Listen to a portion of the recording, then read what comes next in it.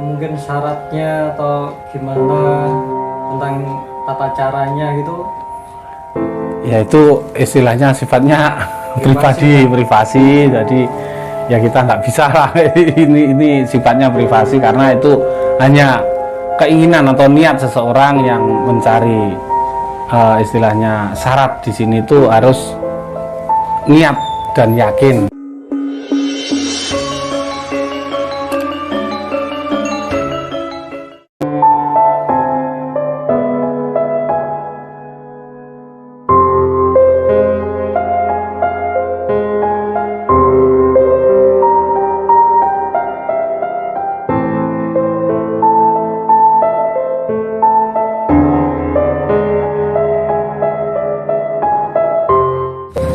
Kekunan Jimbe kalau menurut sejarahnya sendiri adalah petilasan atau situs yang tercatat di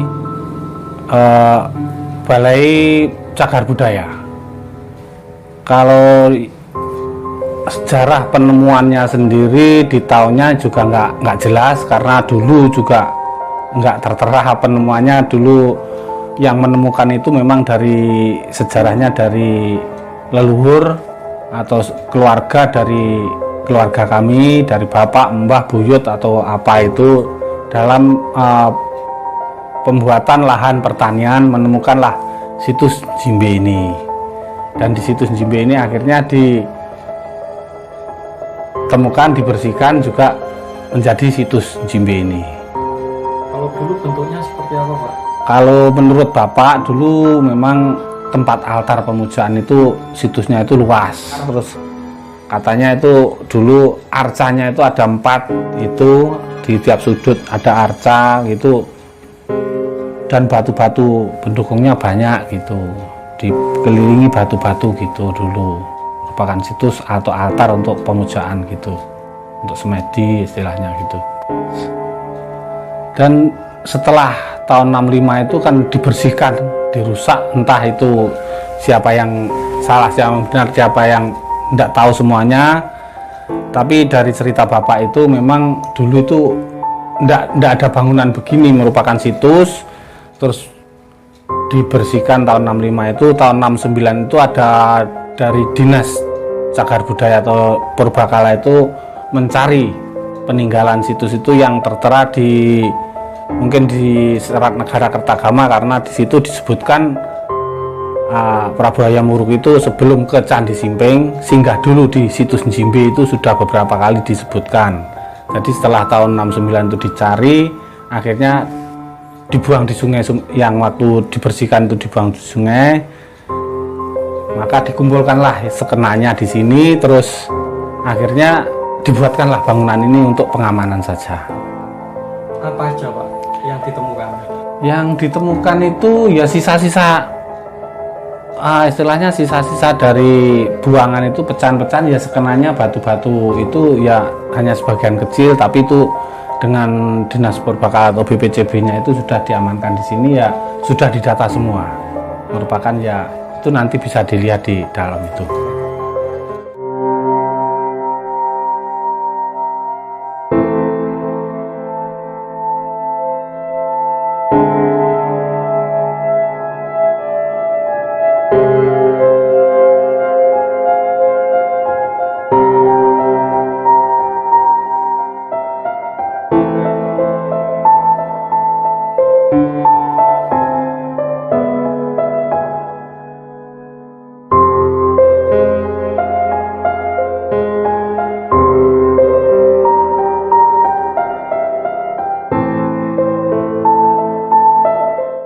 Kenapa, Pak, kok dinamakan Umyang Jimbe?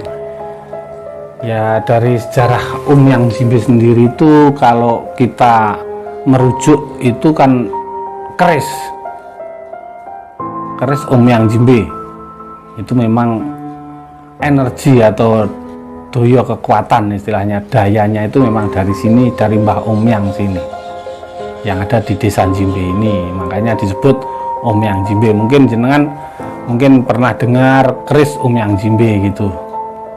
Itu memang energinya sumbernya dari sini. Kerisnya cuma satu, Pak? Kalau keris banyak, Mas.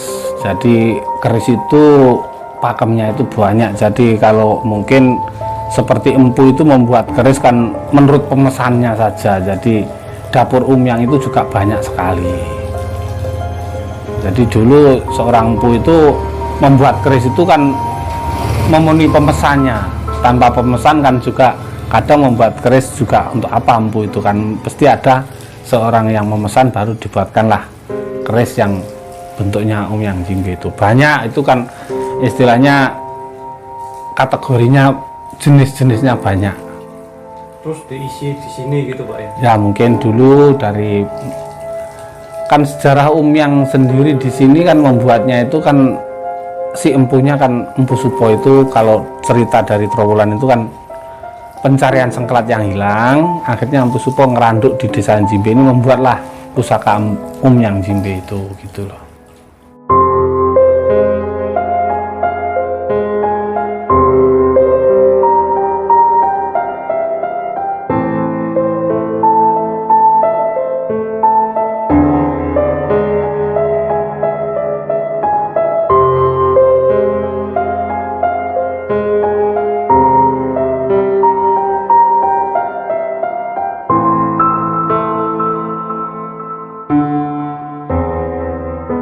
Kalau di Jimbe itu memang sejak dulu itu terkenalnya Mbah Umyang Jimbe.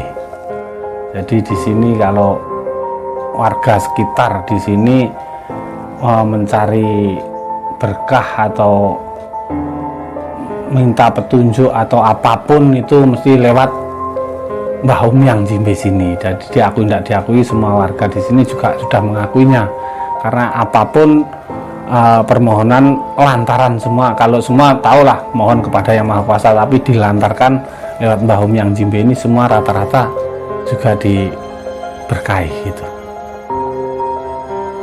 Seperti ngalap berkah gitu Pak ya? Kalau ngalap berkah itu ada ritual-ritual tersendiri. Jadi memang ritual di sini macam-macam, ada yang cuma tawasul atau nyekar atau gimana, atau ada ritual yang lain untuk syarat membantu pekerjaan itu ada. Mungkin syaratnya atau gimana tentang tata caranya gitu?